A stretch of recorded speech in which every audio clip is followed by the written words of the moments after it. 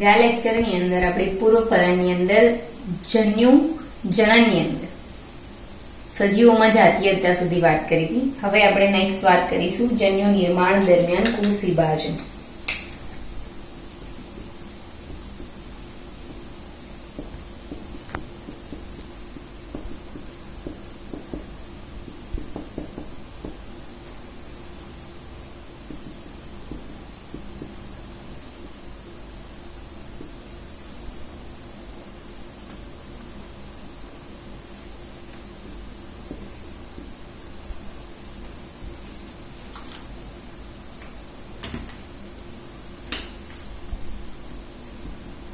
તમામ વિષમજન્યુક જાતિઓ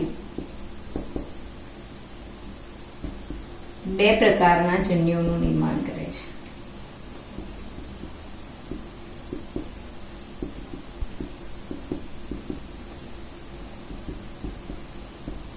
નરજન્યુ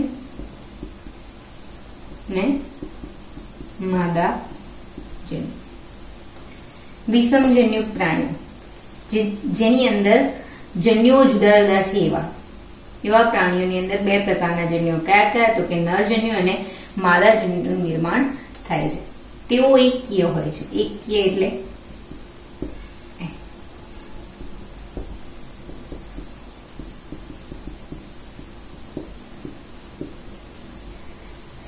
હવે આગળ વાત કરીશું કે પિતૃ વનસ્પતિ દેહ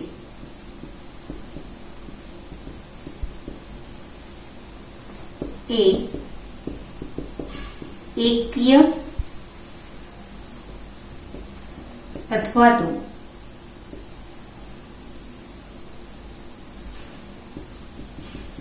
દ્વિકીય હોય શકે.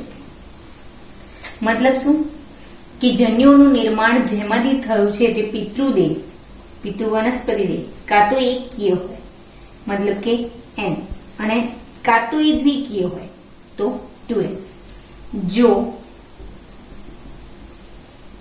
પિતૃ દેહ એકકીય હોય મતલબ શું n તો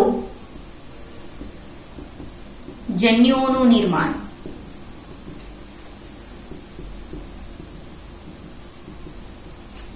સમવિભાજનથી થાય છે. વાત કરી છે અહીંયા કારણ શું છે કેમ કે જન્યુઓ હંમેશા કેવો હોય એકકીય એટલે પિતૃદેહ n છે અને એમાંથી જન્યુઓ પણ કેવા બનવાના છે n.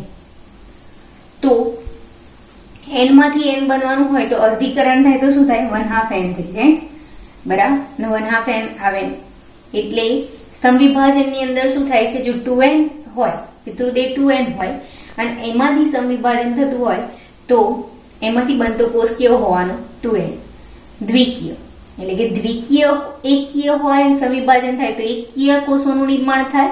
દ્વિકીય હોય અને સમવિભાજન થાય તો દ્વિકીય દેહનું નિર્માણ થાય. એનો મતલબ એ છે કે સમવિભાજનથી પિતૃદેહમાં જે રંગસૂત્રો આવેલા હોય તેના તે જ રંગસૂત્રો એ સંતતિમાં દાખલ થાય છે અથવા તો નવા કોષની અંદર દાખલ થાય છે. અહીંયા આપણે ઉદાહરણની વાત કરીશું.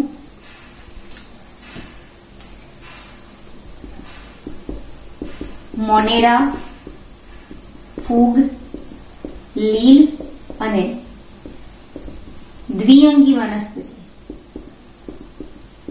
ના ઘણા સજીવો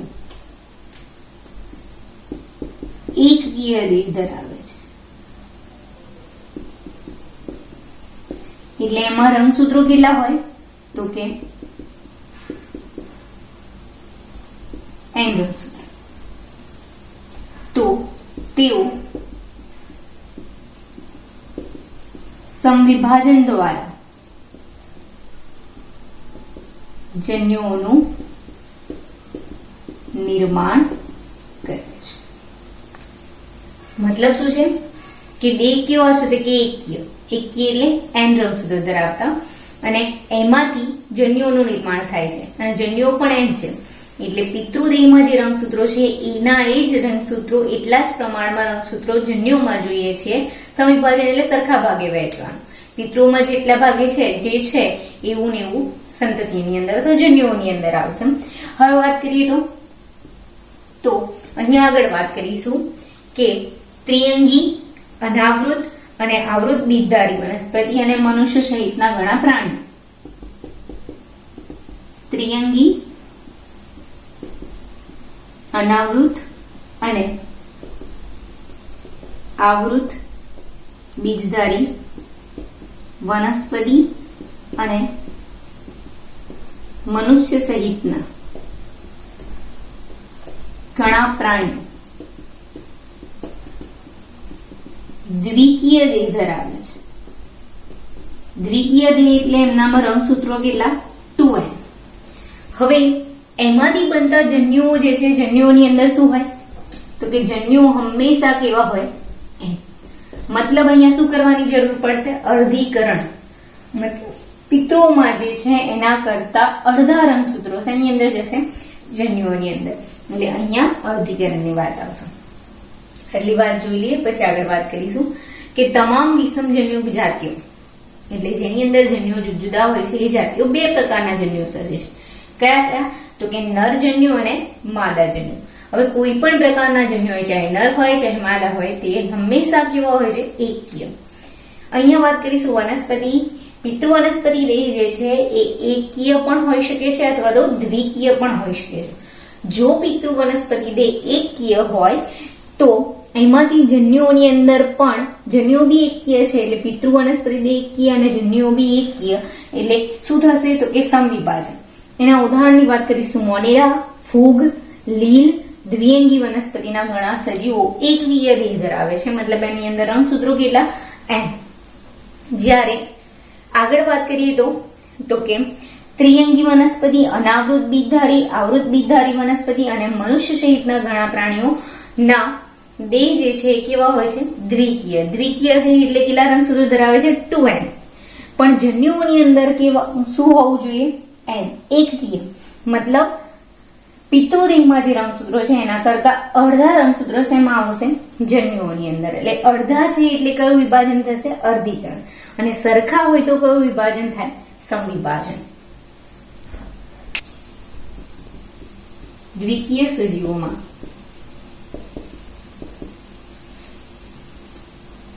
વિશિષ્ટ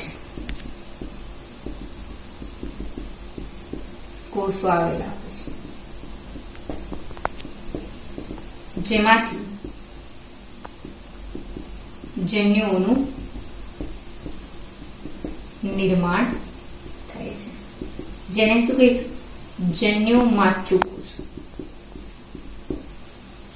આ જન્યુ માતૃકોષ જે છે એટલે કે બીજા કોષો જે છે સજીવોની અંદર આવેલા બાકીના કોષો જે છે, બાકીના કોષો અર્ધીકરણ થશે નહીં. બાકીના કોષોમાંથી નવા કોષો સંવિભાજન દ્વારા બનશે. પરંતુ આ વિશિષ્ટ પ્રકારના કોષો, વિશિષ્ટ પ્રકારના કયા કોષો?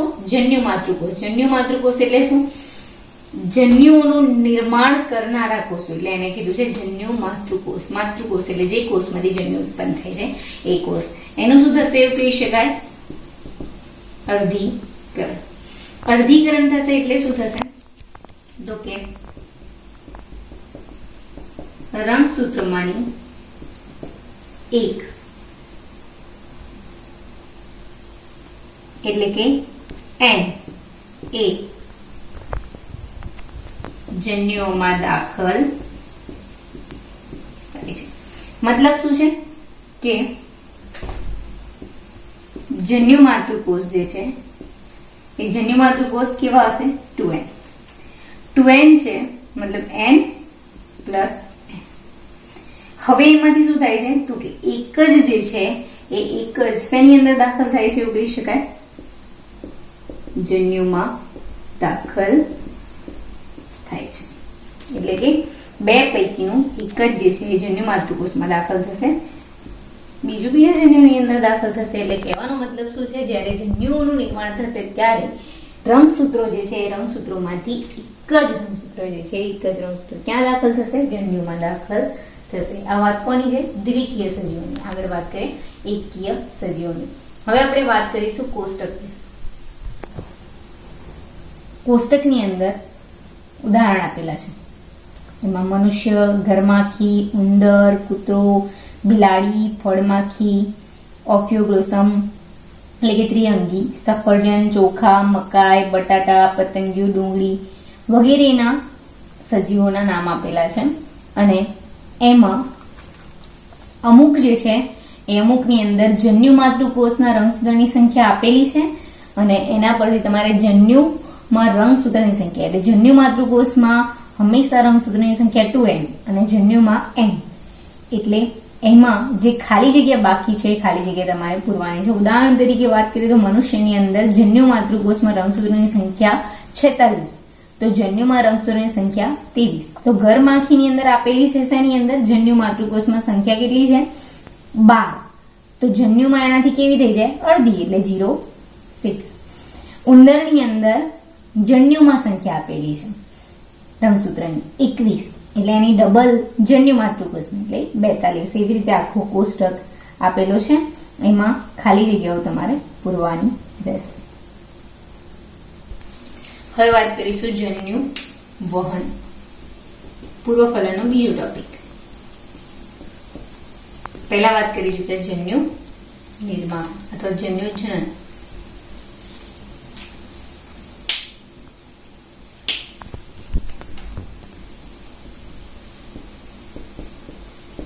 જન્યુઓના નિર્માણ બાદ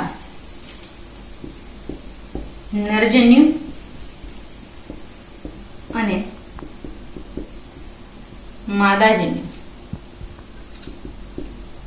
તેમના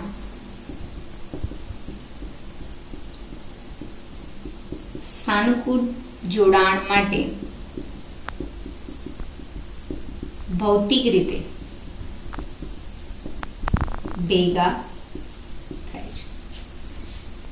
હવે અહીંયા વાત કરી છે કે જન્યુઓનું નિર્માણ તો થઈ ગયું છે, નરજન્યુ અને માદાજન્યુ. હવે એમનું સાનુકૂળ જોડાણ મતલબ ફલનની પ્રક્રિયા કરવી હોય તો નરજન્યુ અને માદાજન્યુને જો ભેગું થવું પડે અને ભેગા થવાની પ્રક્રિયા જે છે એમાં એક જન્યુ જે છે બીજા જન્યુ તરફ વહન કરે છે, એ જ પ્રક્રિયા એટલે જન્યુ વહન. અહીંયા વાત કરવાની છે કે મોટા ભાગના સજીવોમાં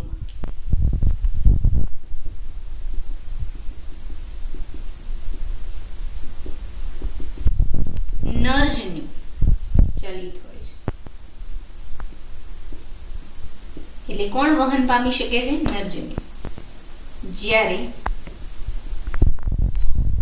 માદાજન્યુ અચલિત હોય છે. હવે નરજન્યુ ચલિત છે, માદાજન્યુ અચલિત છે એટલે નરજન્યુ માદાજન્યુ તરફ વહન કરશે. પરંતુ અહીંયા અપવાદરૂપ વાત કરેલી છે. અપવાદરૂપે ફૂગ અને લીલ બંને જન્યુ કેવા છે? ચલિત છે. મતલબ નરજન્યુ બી ચલિત છે અને માદાજન્યુ પણ ચલિત છે એટલે તેઓ એકબીજા તરફ વહન કરી શકે છે. પરંતુ હવે વાત કરવાની છે કે જન્યુઓનું વહન કરવું હોય તો એના માટે માધ્યમની જરૂર પડે છે.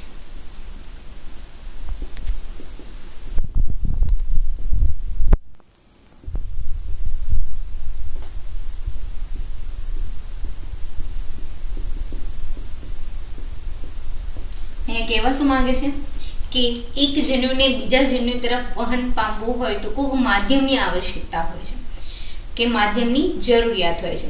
અહીંયા માધ્યમ તરીકે વર્તશે કોણ? તો કે અહીંયા વાત કરીશું દ્વિઅંગી વનસ્પતિ, ત્રિઅંગી વનસ્પતિ અને લીલી.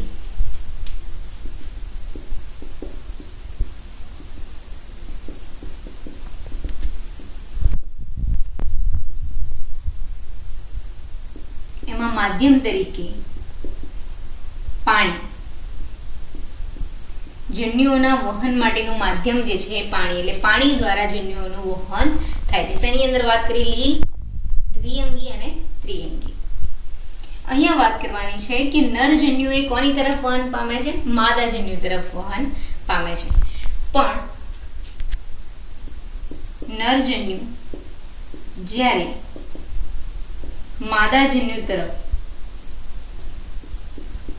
વહન પામે છે ત્યારે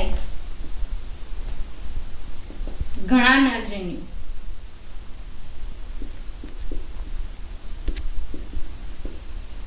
માદાજન્યુ સુધી પહોંચવામાં નિષ્ફળ જાય છે, પહોંચી શકતા નથી. એટલે નરજન્યુ જ્યારે માદાજન્યુ તરફ વહન પામે છે તો એવું જરૂરી નથી કે બધા જ નરજન્યુ માદાજન્યુ સુધી પહોંચી જાય.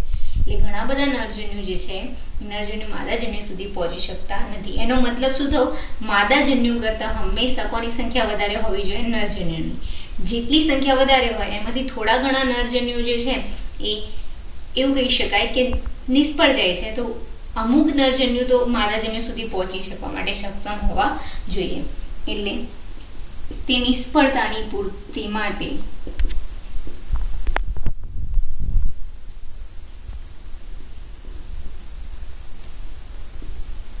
ઘણા મોટા પ્રમાણમાં નરજન્યુઓ હોય છે. મતલબ નરજન્યુ જે છે નરજન્યુનું પ્રમાણ કેવું હોય છે? ઘણું વધારે પ્રમાણમાં.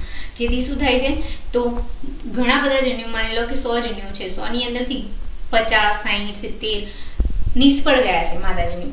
બાકીના જન્યુઓ તો માદાજન્યુ સુધી પહોંચવા માટે ટ્રાય કરી શકશે. એટલે એવું કહી શકાય કે માદાજન્યુ કરતાં હંમેશા નરજન્યુની સંખ્યા કેવી હશે? વધારે. આ વાત થઈ શેની? તો કે જન્યુઓની વહન જે છે વહન માટે માધ્યમની આવશ્યકતા હોય છે, અને માધ્યમની સાથે સાથે જન્યુઓ જે છે એની અંદર નરજન્યુની સંખ્યા વધારે હોવી જરૂરી છે. કેમ? કારણ કે એને માદાજન્યુ સુધી પહોંચવાનું છે. આટલી વાત કરી લઈએ, પછી આગળ વાત કરીશું કે જન્યુઓના નિર્માણ બાદ શું થવું જોઈએ? તો કે જન્યુનું નિર્માણ થાય બાદ જન્યુનું વહન થવું જોઈએ. એટલે નરજન્યુ અને માદાજન્યુઓ જે છે એના સાનુકૂલિત જોડાણ માટે એમને ફલનની પ્રક્રિયા માટે ભૌતિક રીતે ભેગા થવું પડે. પણ ભેગા થવા માટે શું કરવું પડે? એકબીજા તરફ વહન કરવું પડે.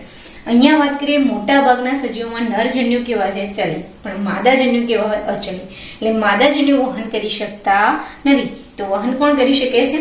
નરજન્યુ. અપવાદ રૂપની વાત કરીએ તો ફૂગ અને લીલના બંને જન્યુ કેવા હોય છે? તો કે ચલિત હોય છે. એટલે એકબીજા તરફ એ વહન કરી શકે છે. હવે વાત કરીએ જન્યુનું વહન કરાવવું હોય તો એના માટે કોની આવશ્યકતા છે? તો કે માધ્યમની આવશ્યકતા હોય છે. લીલ, દ્વિઅંગી અને ત્રિઅંગીમાં માધ્યમ તરીકે કોણ વર્તે છે? તો કે પાણી. શેના માધ્યમ તરીકે? જન્યુઓના વહનના. નરજન્યુ માદાજન્યુ તરફ વહન પામે ત્યારે ઘણા બધા નરજન્યુઓ માદાજન્યુ સુધી પહોંચવામાં નિષ્ફળ જાય છે. એટલે નરજન્યુની સંખ્યા માદાજન્યુની સંખ્યા કરતાં વધારે હોવું જોઈએ. કેમ? તો કે એ પહોંચવામાં નિષ્ફળ જાય છે એની પૂર્તતા તરીકે અથવા પૂર્તતા માટે એની સંખ્યા કેવી હોવી જોઈએ? વધારે હોવી જોઈએ. આવૃત બીજધારી વનસ્પતિમાં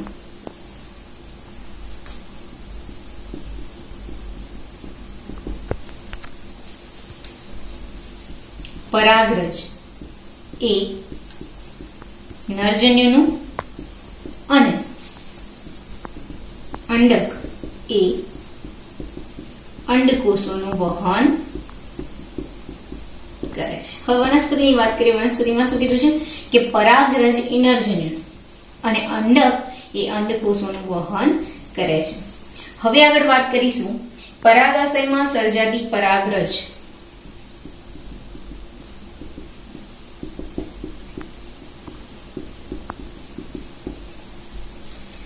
નું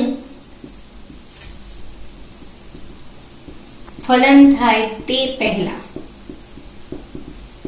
તેનું પરાગાસન પર સ્થળાંતરણ થવું જરૂરી છે. અહીંયા વાત કરી છે કે પરાગરજનું નિર્માણ શેમાં થાય છે? તો કે પરાગાશય. એટલે પરાગાશયની અંદર પરાગરજનું નિર્માણ થાય છે. તમે 11મા ધોરણની અંદર એ આકૃતિઓ અને બધું શીખી ચૂક્યા છો, તેમ છતાં આપણે એકવાર જોઈ લઈએ ફટાફટ. આ રીતની રચના જે છે એ શેની છે? પરાગાશય. અને એની અંદર શેનું નિર્માણ થયેલું હોય? પરાગરજ. હવે આ પુંકેસરની વાત છે અને એનું આ પરાગરજ જે છે અહીંયાથી પરાગાશય સ્ફોટન પામે ત્યારે પરાગરજ જે છે એનું ક્યાં પડવું જરૂરી છે એવું કહી શકાય તો કે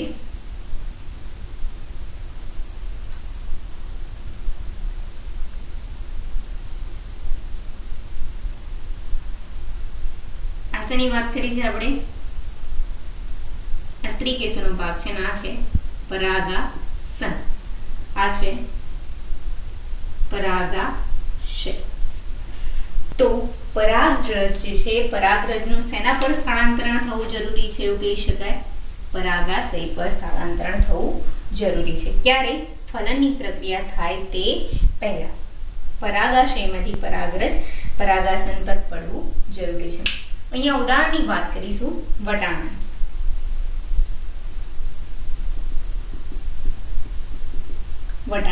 વટાણાની અંદર સ્વફલન જોવા મળે છે.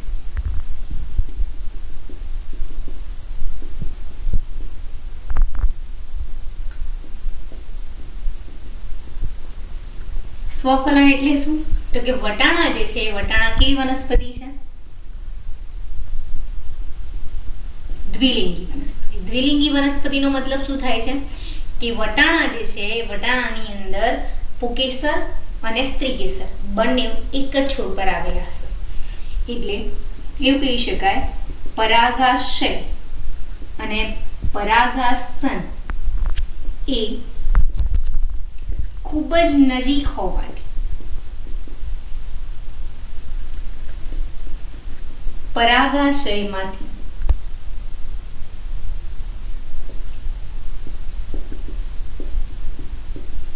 પરાગરજનું પરાગાસન પર સ્થાપન થાય છે અથવા તો એવું કહી શકાય સ્થળાંતરણ થાય છે. મતલબ શું છે? તો એ જ વસ્તુ ફરીથી અહીંયા આપણે દોરીને સમજી લઈએ કે માની લો છોડ છે, છોડના ઉપરની બાજુ એક પુષ્પ છે એવું કહી શકીએ. જે કેવું પુષ્પ છે? નર પુષ્પ. અને એની નીચેની બાજુ માદા પુષ્પ છે.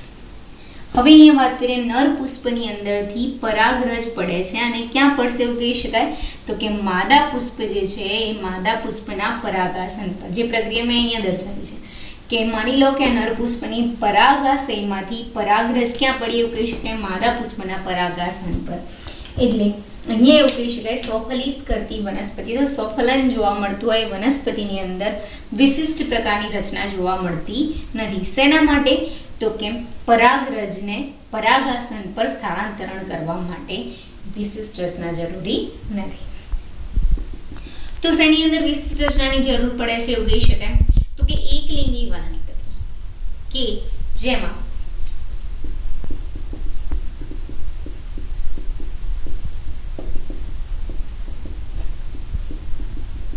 પરાગાશય અને પરાગાસન એ બંને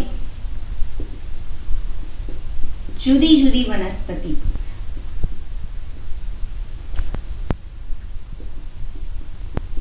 મતલબ શું છે? પુંકેસર જુદી વનસ્પતિ પર છે, સ્ત્રીકેસર વાળા પુષ્પો જુદી વનસ્પતિ. નર પુષ્પો અલગ વનસ્પતિ પર છે અને માદા પુષ્પો અલગ વનસ્પતિ પર છે. તો તેમાં પરાગરજનું પરાગાસન પર સ્થળાંતરણ થવા માટે વિશિષ્ટ પ્રક્રિયાની આવશ્યકતા છે.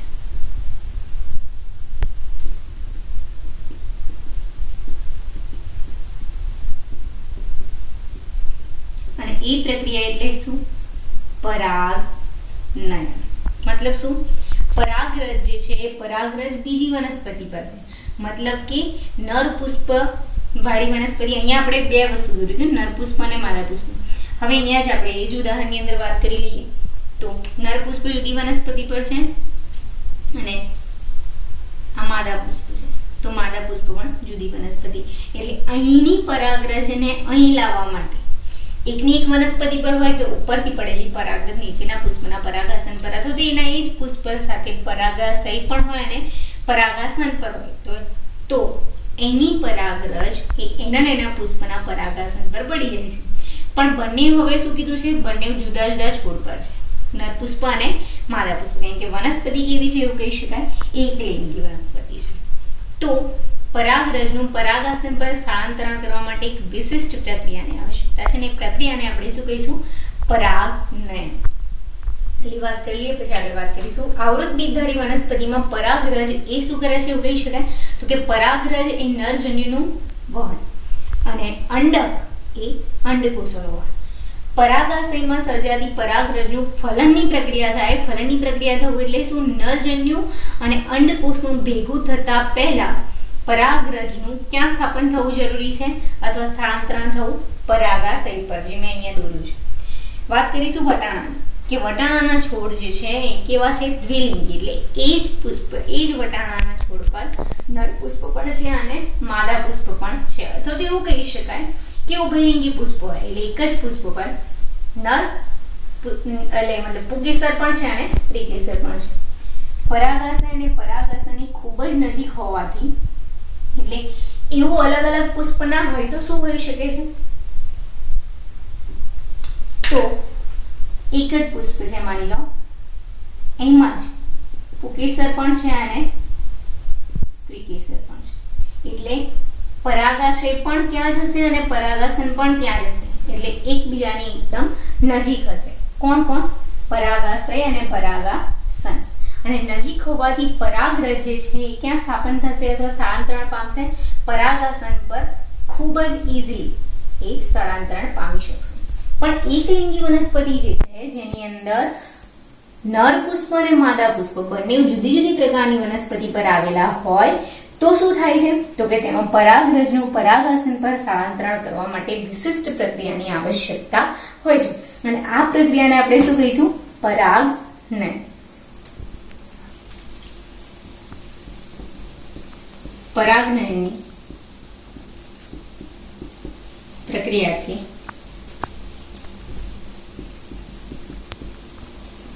પરાગરજ પરાગાસન પર સ્થળાંતરણ થાય છે અને પરાગરજનું અંકુરણ થાય છે. અહીં આપણે આકૃતિ દ્વારા સમજીએ.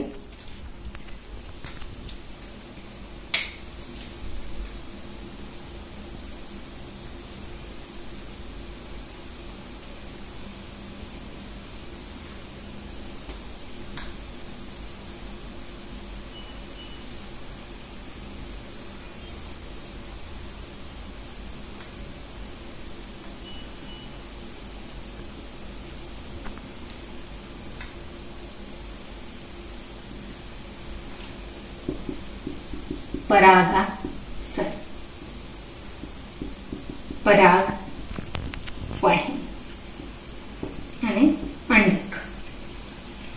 આ વાત કોની છે, સ્ત્રીકેસર. સ્ત્રીકેસરના 3 ભાગ. હવે વાત શું કરવાની છે, તો વાત કરીશું કે અહીંયા પરાગરજનું સ્થાપન થયું છે.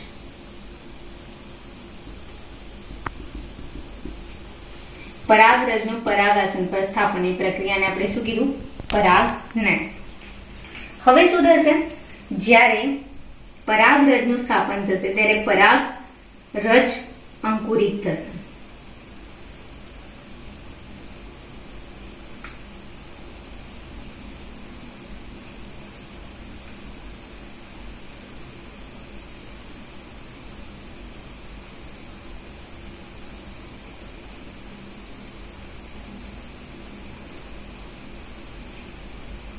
અને અંકુરિત પરાગરજ જે છે એ અંકુરિત પરાગરજ માંથી નરજન્યુ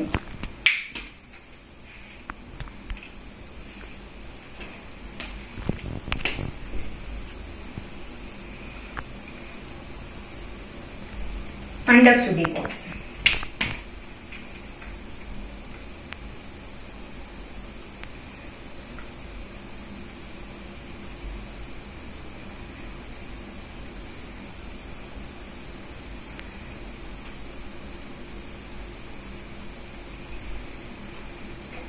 આ છે પરાગ નલિકા.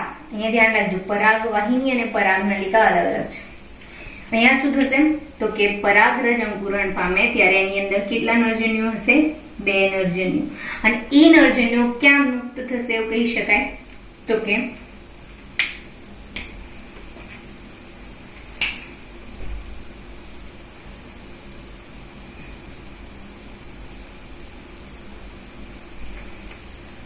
અહીંયા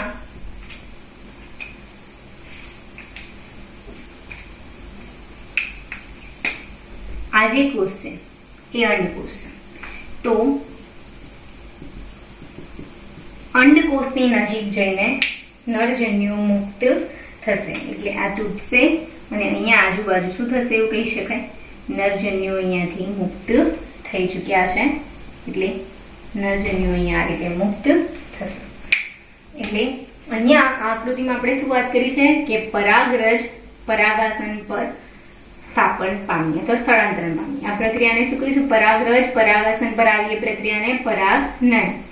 પરાગરજનું અંકુરણ પામ્યું એટલે પરાગરજમાંથી કોનું નિર્માણ થયું? પરાગ નલિકા.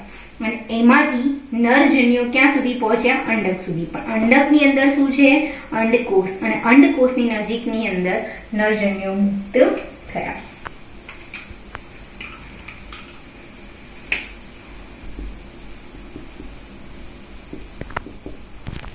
નરજન્યુઓ અંડકના અંડકોષની નજીકમાં મુક્ત થાય છે. આ થઈ વનસ્પતિની વાત. હવે વાત કરીશું પ્રાણીઓની. તો કે પ્રાણીઓ જે છે એ પ્રાણીઓમાં શું હોય છે એવું કહી શકાય તો કે પ્રાણીઓ પણ કેવા હોય છે? દ્વિલિંગી.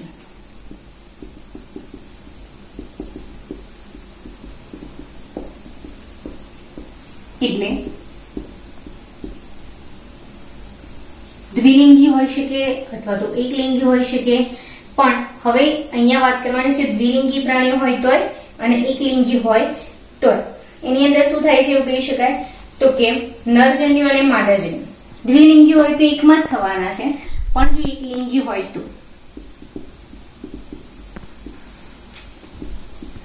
નરજન્યુ અને માદાજન્યુ બંને જુદા જુદા સજીવોમાં ઉત્પન્ન થાય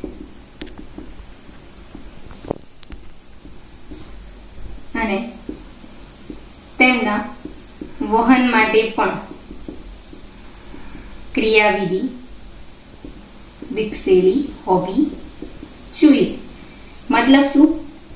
નરજન્યુ નરમાં ઉત્પન્ન થયું છે, માદાજન્યુ માદામાં ઉત્પન્ન થયું છે. દ્વિલિંગી પ્રાણી હોય તો એ બધું પ્રોબ્લેમ છે નહીં. પણ નરજન્યુ નરમાં અને માદાજન્યુ માદામાં ઉત્પન્ન થયું છે તો શું થશે તો કે નરજન્યુ અને માદાજન્યુને ફલનની પ્રક્રિયા માટે એટલે કે જોડાણની પ્રક્રિયા માટે એકબીજાની નજીક આવવું પડશે. અને નજીક આવવું એટલે વહનની પ્રક્રિયા થશે. અને વહનની પ્રક્રિયા માટે ક્રિયાવિધિ વિકસાયેલી હોવી જોઈએ. ફલનની પ્રક્રિયા પૂર્વે